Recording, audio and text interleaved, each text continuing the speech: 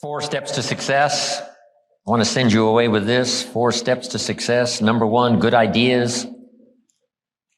Do your research on good ideas. Be a collector of good ideas. Keep a good record of good ideas. My mentor taught me to start keeping a journal when I was 25 years old. I've been doing it now all these years. They'll be passed on to my, children, my grandchildren. If you hear a good health idea, capture it. Here's what my mentor said. This is good advice. Don't trust your memory. It's easy to say, oh, I'll remember that. Sure enough, the time passes and somehow it's gone. So he said, jot it down. If you don't have your journal with you, just grab a piece of paper and jot it down. Later, put it in your journal so that it becomes, attractive to sit down on a cold winter evening and go back through your journal. The ideas that changed your life, the ideas that saved your marriage, the ideas that bailed you out of bankruptcy, the ideas that helped you become successful, the ideas that, made you millions. Just what a good review. Going back over the collection of good stuff that you've gathered over the years. Be a collector of good ideas for your life, for your business, for your relationships, for your future. Next step to success, good plans. A good plan for the day, a good plan for the future, a good health plan, a good plan for your marriage. Building anything's like building a house. You need to have a plan. Here's a good time management idea. When should you start the day? As soon as you have it finished.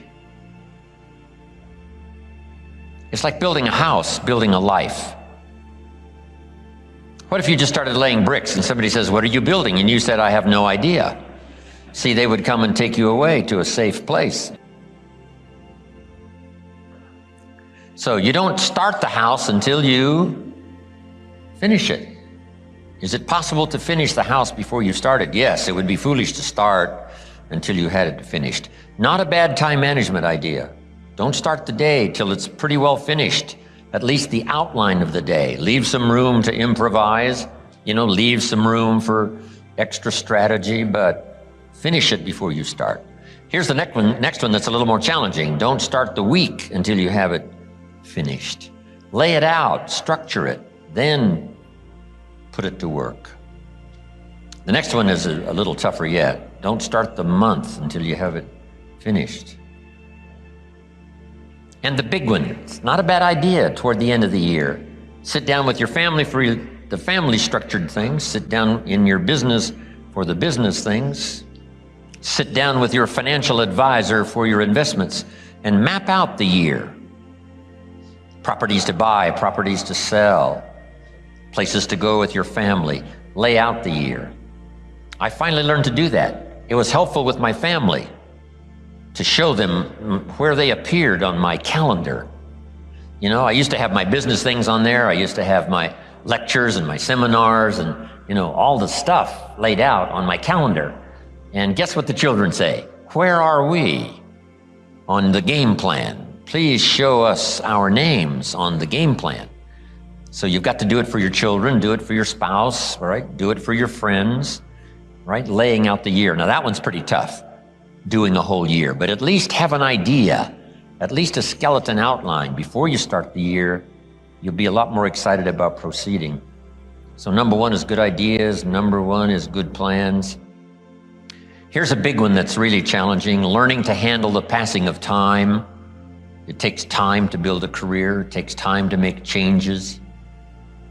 Give your project time. Give your people time. If you're working with people, give them time to learn, grow, change, develop, produce. Here's the big one. Give yourself time. It takes time to master something new. It takes time to make altered changes and a refinement in philosophy as well as in activity. Give yourself time to learn, time to get it, time to start some momentum, time to finally achieve. It's easy to be impatient with yourself, right?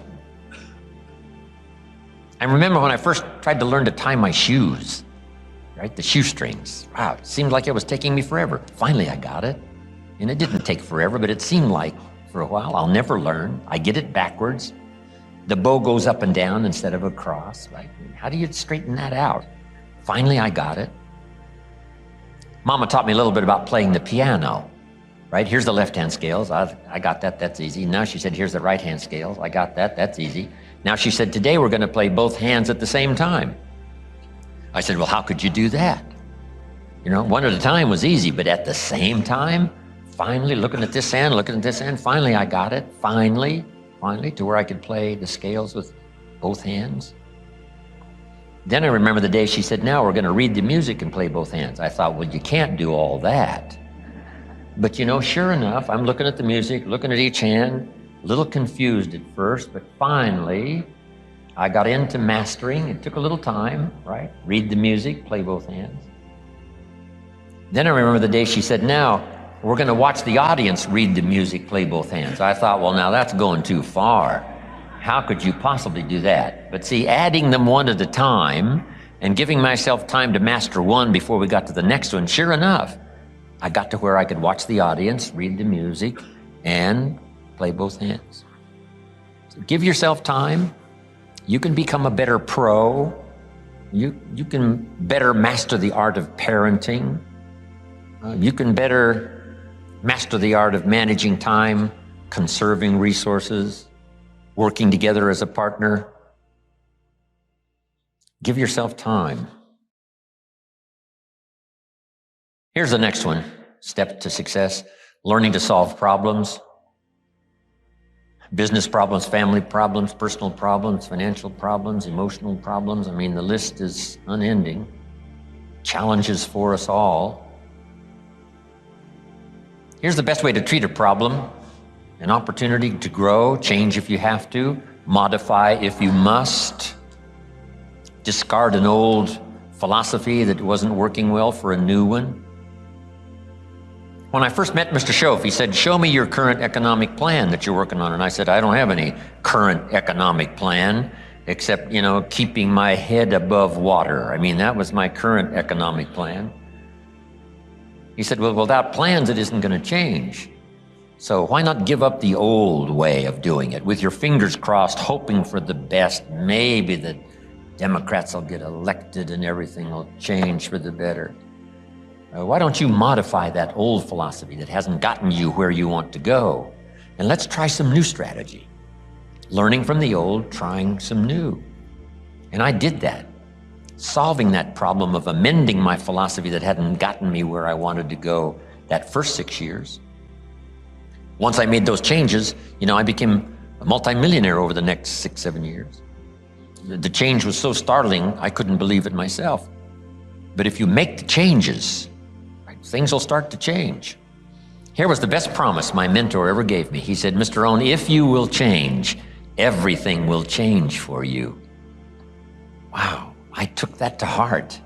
And sure enough, the more I changed for the better, the more I changed from having a poor day to a good day, from lack of discipline to discipline. The more I changed, giving up old habits, acquiring new ones, the more my life changed, my income changed, everything changed. So solving problems, treat them as opportunities to amend errors in judgment.